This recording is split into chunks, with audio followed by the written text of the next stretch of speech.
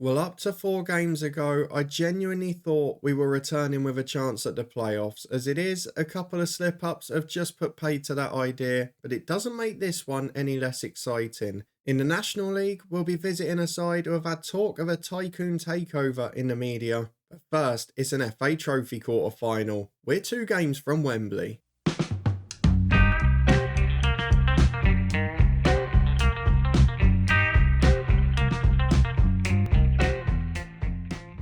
Yes, hello and welcome along to part 7 of Saving Southend with me, Daniel. We are back today to face Dorking Wanderers, where the owner has already sacked himself in the FA Trophy quarter final. And then we go away to Ebbsfleet, who might be a rival next season at the top, because they've got talk of a tycoon takeover. We'll be hoping for our sake that that doesn't come along, but if you're looking forward to this one and seeing if we can get within 1 game of Wembley, then please do put a thumbs up on the video. It's a massive episode for us as we have drifted well up the league now. We're into 12th place. We would be in the playoffs without a points deduction. We've also got about a week until the transfer window closes and a few of our loans have expired, so we will need to get a couple in just to see us through the season. You'll see why when you see the squad today. So if you're looking forward to all of that, seeing if we can get closer to a trophy in our first year, then please do put a thumbs up on the video. A reminder that we'll be back later today with the head coach as always, but for now, let's focus on Southend. And we'll start with a transfer screen because being in non-league and having the size squad we have, there's always little loans and deals coming in and out. And John Still has been finding a few at the minute. He's not really so worried at the moment about finding me loan players. It's more about finding cheap backups that are doing well in the division below that can perhaps come in and be free agents and be cheap backup players for the next year, so we don't have to keep loaning players for a month or two. Firstly though, Shauna Darkwa rejected an extended loan. Not quite sure what we did to upset him because he did quite well with us. And then there's a deal on this screen that might be happening that I just couldn't resist. Danny Hilton, Luton legend, is potentially coming in. We need a target man who can play when Cardwell's knackered like today. And I feel like this man might be the one. He is past his prime. He is 35. But on a 1-year deal, he should have a pretty good, strong personality as well. He could be really important for the dressing room. There are a few other clubs that want him, but they are in the division below. The problem is going to be whether he wants to be a first teamer there or a backup player here. So we'll wait and see what he chooses. We know what Nathan Delfonso did. There's a couple of other free agent deals being discussed just to beef out the squad a little bit. But let's have a look at the transfer history because there have been a couple more in since you were last here. 1 permanent and 1 on loan. And of course a few loans have expired too. So Cole Kopekra has gone back. Josh Stones had obviously gone back as well. We saw Prendergast get recalled in the last episode. The Dark was 1 month expired, as did Obi's. So we're a little bit shorter than we were. However, Jack James is a rare permanent signing for this season. In fact, is he the first permanent signing I've pulled in? No, he's not. Sonny Hilton was. Second permanent signing. First one for a fee, albeit only around £1,500. He's actually come in as a backup player. The reason I liked him when John Still made the offer was because he can play both fullback and wingback positions, which basically covers 4 positions in our tactics across 2 different types of game. So he is really versatile, and that's what we need in a backup. He's on a minimal wage, he's got a 1-year deal, and he's actually started really well when he's played. I've generally brought him in for the home games against the lower ranked sides in the league, and bar one of them, he's been involved in really impressive team performances, so I've got to be pleased with him so far. He's also 6'1", he's good going forward, and he's got a bit of potential too. So Jack James, a clever signing from John Still. We also added Nathan Gartside as a lone goalkeeper because after a great run of form, David Martin picked up an injury. We only had Ndee left, and we know exactly what he's like when it comes to injuries, so we've brought in Nathan Gartside, 250 quid a week, and he'll just do a job for the season as a backup. So hopefully we won't have to call upon him too much, but for now, let's go and have a look at our results and what's been going on off camera, because the simple answer is, when we were here last time, we got that great 0-0 draw at Chesterfield, and then we battered Gateshead. It was the middle of a very good run. They made it 3 and 4 unbeaten, and we went another 5 wins in a row after that. 3-1 away at Oxford City on a Tuesday night. Nathan Simpson picked up an injury in that one, as did a Darkwa, who we had on loan. But Cardwell got a brace and Jack Bridge got one as the big boy stepped up. We got a 4-0 win at home to York thanks to Carson, Husin, Powell and Taylor. The 4-1 win as Solihull in the FA Trophy as Mooney, Bridge, Hoosin and Cardwell wrapped it up. At 1-1, they tried to chase the game and we were able to just catch them on the counter. Away at Maidenhead, we won by 3-1. Cardwell and Bridge were at it again. 3-0 against Aldershot. Shauna Darkwa with a brace in his final appearance and Harry Cardwell with 1. Against Oldham, we were unfortunately defeated, but we did get a consolation late on. It was a big moment as Ollie Kokut got his first of the season. A 5-0 win was the perfect way to bounce back at Hartlepool though.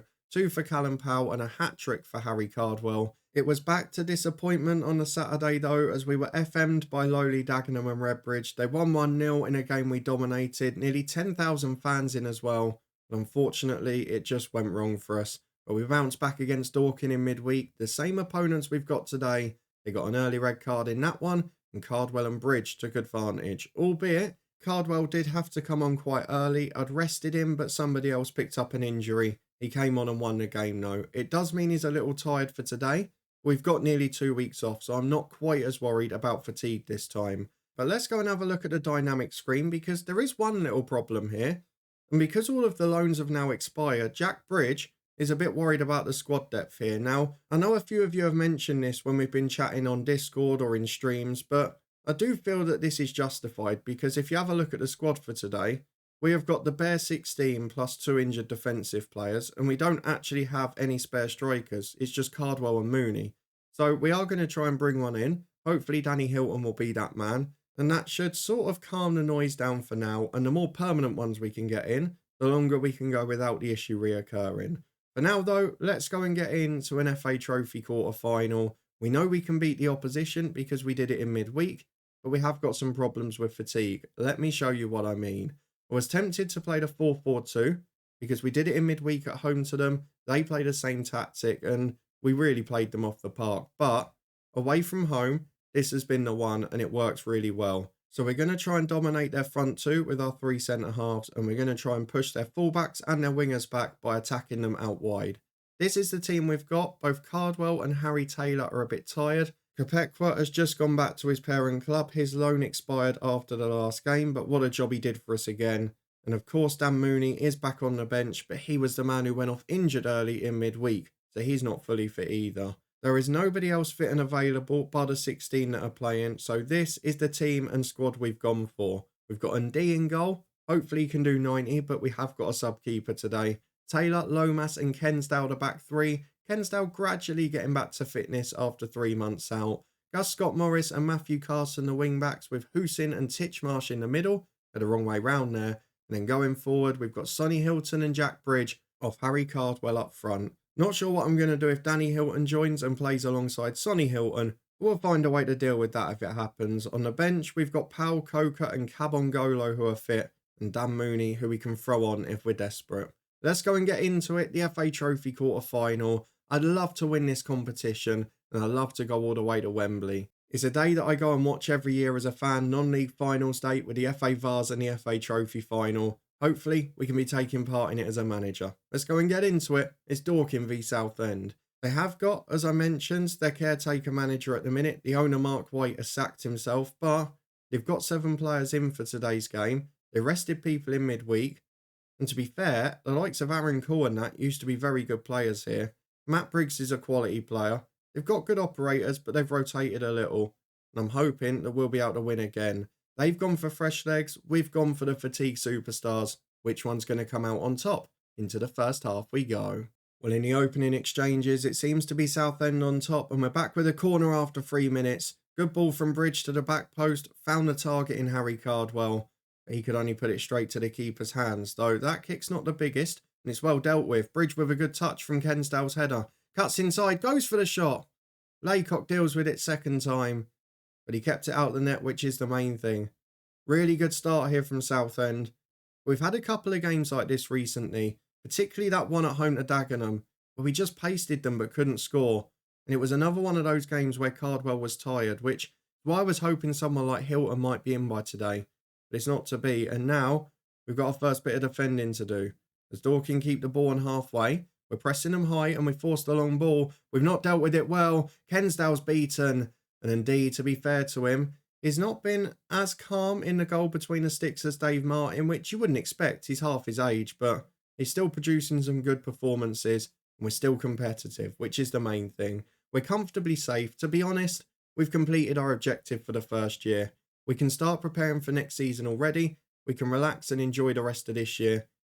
But these are the games I want to get up for, because if we can get to a final at Wembley, it will be a really good thing for the fans at the end of this difficult year. As Harry Taylor gets it at the back for Lomas. He can carry it forward, finds Cardwell on halfway. He's dropping in a bit much for my liking there. And there he gets it from Hilton. Won't mind if he plays balls like that, but now he's got to make the box again. Scott Morris to the byline. Into Husin. Across to Titchmarsh. Brilliant goal. That was so good. The way we've worked it is brilliant. I love the fact here that we've got a defined home and away tactic. They both work really well, and the cohesion now is leading to brilliant performances. I think we know just how much now, as hang on a minute, and Dees picks up a bruised hand. We've got a keeper on the bench, but I'm going to leave it for now. It's not really the time I want a keeper to make a debut, as Dorking are starting to get on top. But going back to the original point, I think we are seeing now how much of a disruptor Miley was, as Bridges got a corner kick. He was threatening to be one, but we can't complain because his assessment is actually fair. As Kensdale chips in, Lomas is there. That's a big miss. That should have been 2-0. You're a yard out there with a header. Just had to hit the target, but he didn't. As Cole brings it forward for Dorking, will they make us pay? Not like that, because Husin does really well. Scott Morris finds him again. Husin inside the Titchmarsh. What a sign in his bin, but he can't quite get to that poor pass. Harry Taylor intercepts, but it falls for Cole. Adengendi has dropped one through him. I just praised him. Now he's dropped one in the back of his net. Probably should have kept that out. Cardwell's knackered up front. And at half time, we might even be behind because Dorking are going again. Feign the long throw, and they've got it to the edge of the box. Boots ball's intercepted over Hilton. Can we counter them? There's no one with him. Does really well to find Bridge in fairness. And Carson is overlapping. Comes over halfway. Carries the ball forward. There's men in the middle. Carson gets there. Can he keep people onside? Cardwell. Blocked off the line by the defender. It stays 1-1 at the break. It's been a good game of football. We probably should have scored another, but overall, we do look a threat, which is the most important bit. In the second half, I'm hoping we can build on this, but are Dorking going to have the superior fitness, having made 7 changes? We know we've got quality, but I've not really got a target man type I can bring on for Cardwell. And I haven't really got many options going forward anyway, as Kensdale finds Titchmarsh. I'd love to get him back next year again. He's been brilliant for us, as Harry Taylor finds Husin. Titchmarsh inside him again, but Husin goes alone. Big switch of play to Bridge. Has support, but he beats his man with ease. Jack Bridge is in. That is a wonderful individual goal. If the first goal from us was a lovely team move, that's individual magic. Jack Bridge producing the goods. We're probably going to lose him because he wants so much money we can't offer him a proper contract. But he's doing the job for now, and that goal might see us into the FA Trophy semi-final. We'll think about changes soon because Cardwell is a problem. I could chuck Coker up there, and I could chuck like an advance forward or something up there as well, but I don't really know what option to take, as they've gone for another one. Deflected to Briggs, who did well to react, but couldn't quite get it on target. 65 gone. Harry Cardwell is struggling. I'm going to give him to the 70-minute mark because Scott Morris finds Hilton from a throw. Husin delivers. Bridges up.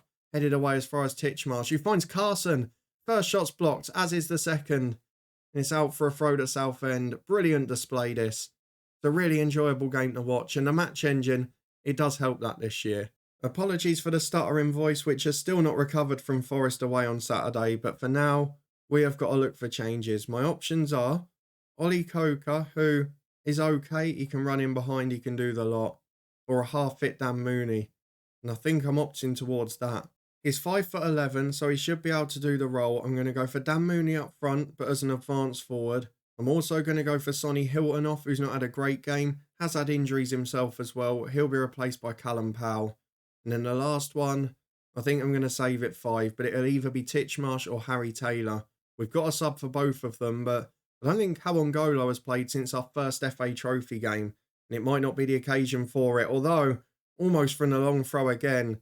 Been a real threat for Dorking today. We've struggled to deal with it, but we have had the better of this game, and it would be fair if we got through, all things considered, as Mooney's got a free kick just over the bar. Actually struck it on the way over as well.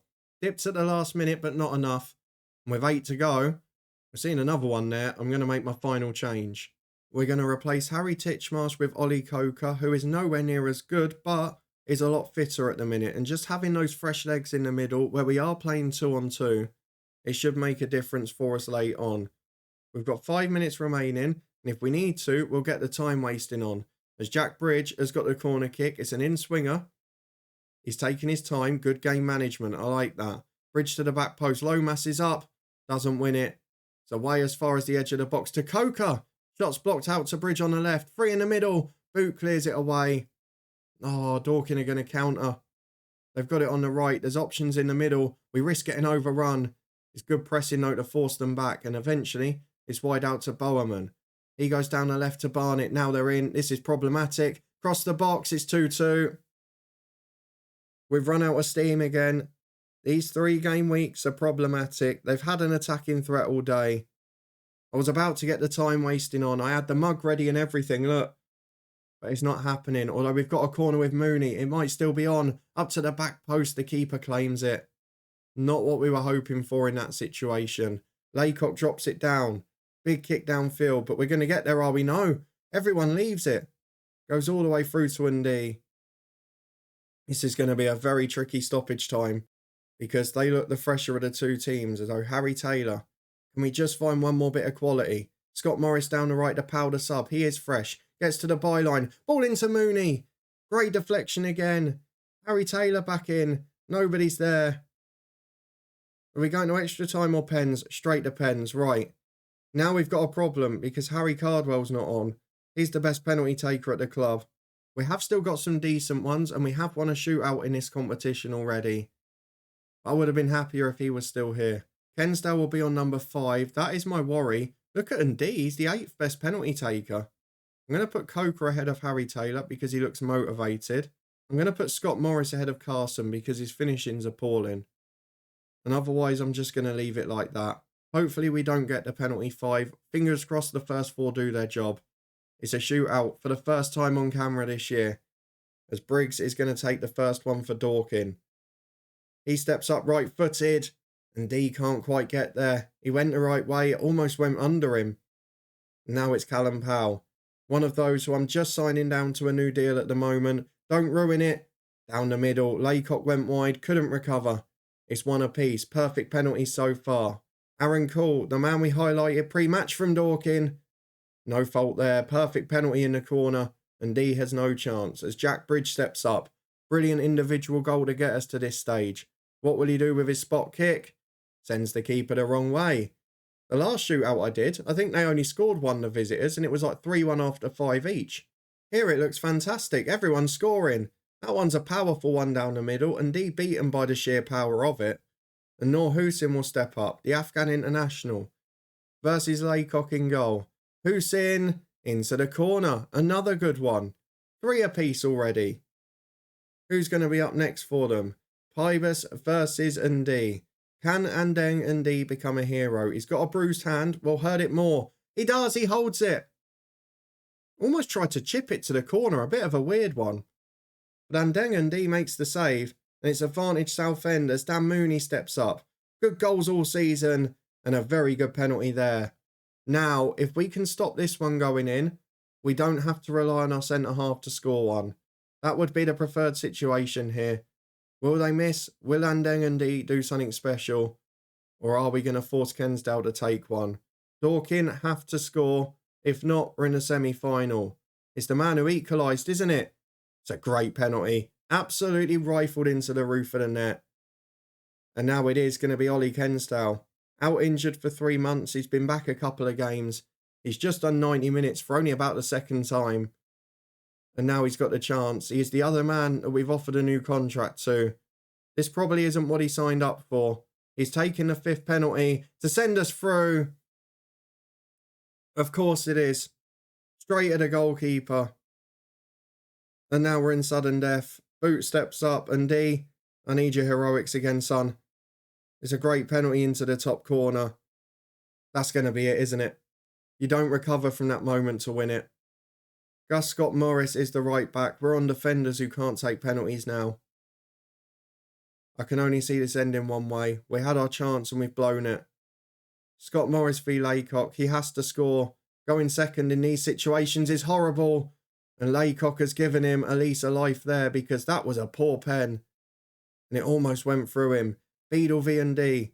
Can the goalkeeper do it again? Yes, he can. Great save up to his right. Good height for him, but he tips it round the post. It's a great save. And Deng&D gives us the chance. And now Matthew Carson will take one. He is the next best penalty taker, but his finishing rating is 1. And if he doesn't score, it will be indeed to take the next penalty. Matthew Carson to win it. Into the bottom corner. Southend United are through to the FA Trophy semi-final. Matthew Carson scores his pen and D makes a terrific save. And we are one game from Wembley. Now we've got to turn our attention back to the league. We'll be back to face Ebbsfleet in a moment. And hopefully we'll have 1 or 2 new signings to introduce. Will we return for Easter weekend just under a fortnight later, and it might have been our best fortnight of the season. Let's start, without all of the signings, with the players that came into the club we weren't in control of. I'm of course talking about our youth intake. So here it is. There's a couple of standout bits we'll talk about, but I think we've got a glitch, haven't we? Because poor intake on the right-hand side, golden generation at the top. We did say we had quite good facilities, and it's delivered. The problem is, I'd bought in one signing a day before that's now going to be useless because of this, but, you know, small loss, isn't it? Lewis Hurley is the star. He is 2-star ability, 5-star potential. He is a winger that is ready to be in the squad already as a sub. He's going to make a couple of appearances later this season, and I'm pretty sure he's going to have a very big future at this football club. There is a Norwegian goalkeeper who's got quite big potential, but his positioning's horrendous, and there are a few other players with 1.5-star ability or with 5-star potential. So I'm looking through it and thinking, to be honest, we should get at least 1 or 2 gems out of this because there are some stars, and the right winger for me is definitely the best of the lot. For now though, we have got to talk about transfer news because we have finished the window with a flourish. As you can see, we have used up every ounce of our wage budget. But the good news is we've not relied on loan players this time. We're trying to build our squad for next season. Now we're comfortable in the league. And what it means is we need our first 11 from this year and a significant number of better squad players for next season. We've done that well. So since the last game, we have brought in 5 players, most of whom with a view to the future, and one of whom who will now be useless, but we're not going to worry about that. Joe Wright is the one that the Director of Football, John Still, had already made a bid for. He's a very good young centre-half at 20, 2.5 ability, 4-star potential, all the key attributes you need, and 6'1" as well. Definitely one for the future, particularly now we're playing with a back 3 away from home. It'll be great to have as that backup that we can bring in for those. The second one is the one I was waiting for. Danny Hilton comes in as our backup target man. He will be an impact sub, and most importantly, he will allow Cardwell to get little 20-30 minute breaks here and there. If we've got a game that's won or lost, Hilton will come on, and even if he doesn't deliver the results himself, he'll keep Harry Cardwell fresh, which is almost as important. The other 3 includes a star though, but we start with the one who's now going to be rendered useless because I'd bought in Ben Stevens as a backup advance forward and winger on both sides. He's now going to be replaced as the backup right winger by Hurley, the youngster from the youth intake. Probably not going to get many games up front because of Hilton, and at 26 he's not got massive potential, but at the time he looked like a clever backup, so he'll still get a few games, don't get me wrong. He won't be as regular as I'd expected. Tommy Smith comes in as a backup left back. It's a position we've had real problems with depth all season, and of course as it stands for next year, we don't actually have any dedicated left back, so Tommy Smith will resolve that.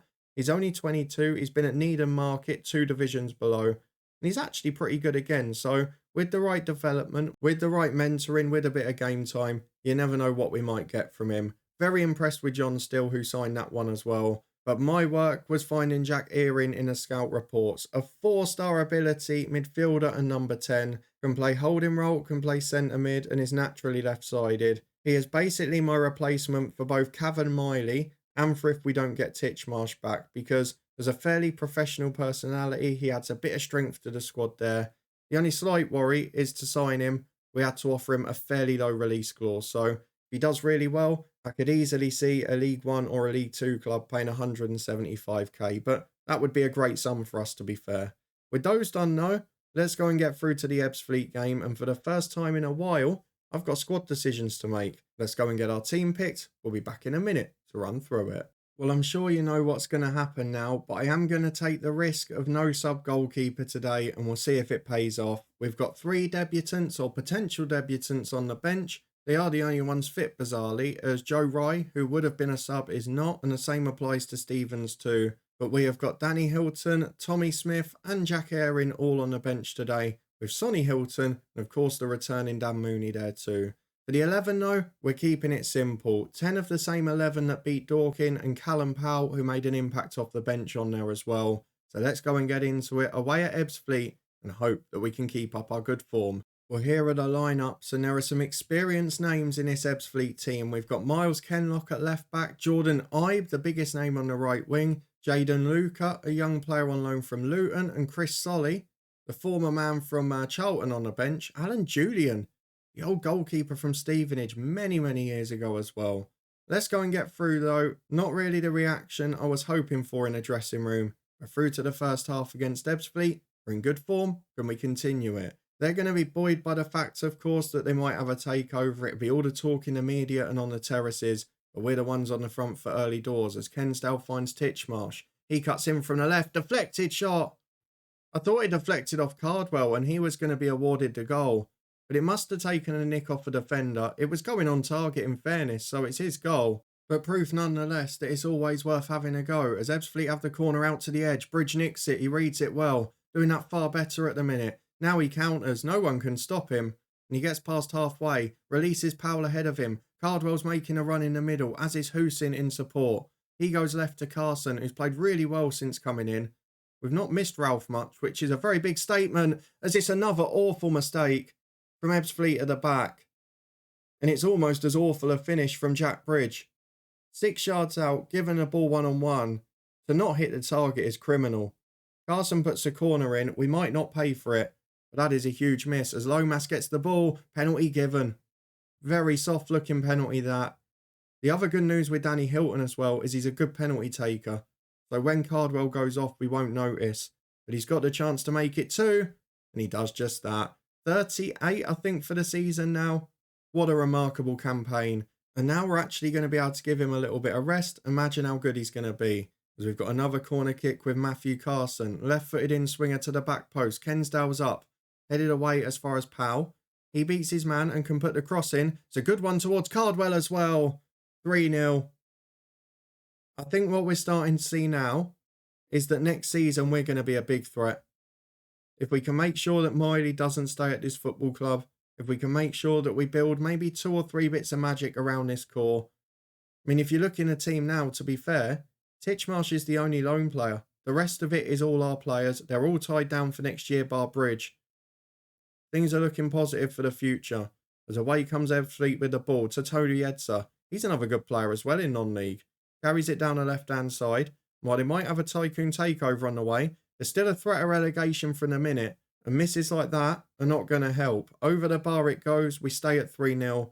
But signs the hosts are coming back into this as Kenlock, cross the box, deflects to Ndee. Does really well to hold that in fairness. And he can look for the big kick. On the counter we look a threat. This tactic away from home has become an absolute gem. And to be fair, the more that we can produce the goods next season, it's going to look absolutely brilliant. As Jordan Ibe gets in, shots to Ndee. Another good save from the goalkeeper. 5 minutes to the break. The stats are actually level for shots and shots on target. Corners and possession are pretty much the same as well. But we've taken our chances. We've got Harry Cardwell. A brilliant first half. We can think about resting people soon if we can keep the lead as White gets down the right.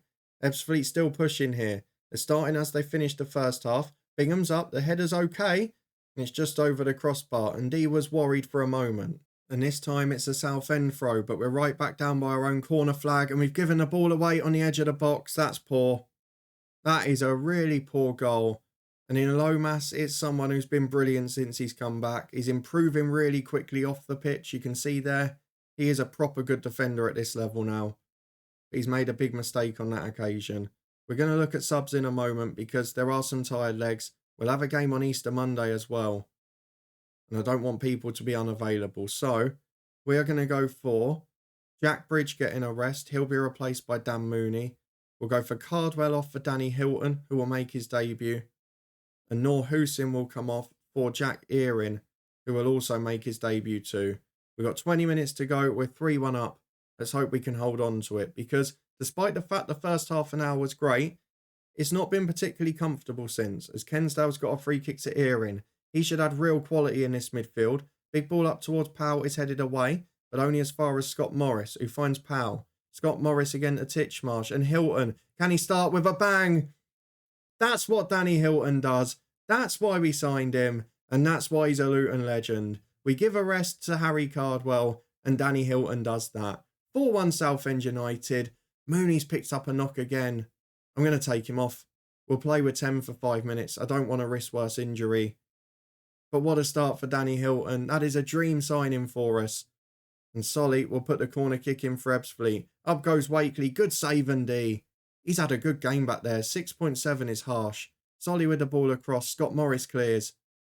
And Danny Hilton's not quite got the legs to get there. But who cares? It's a 4-1 win. We've got 20 seconds to go, which we can celebrate. It's another poor ball out from Kensdale. We've not been great at the back today.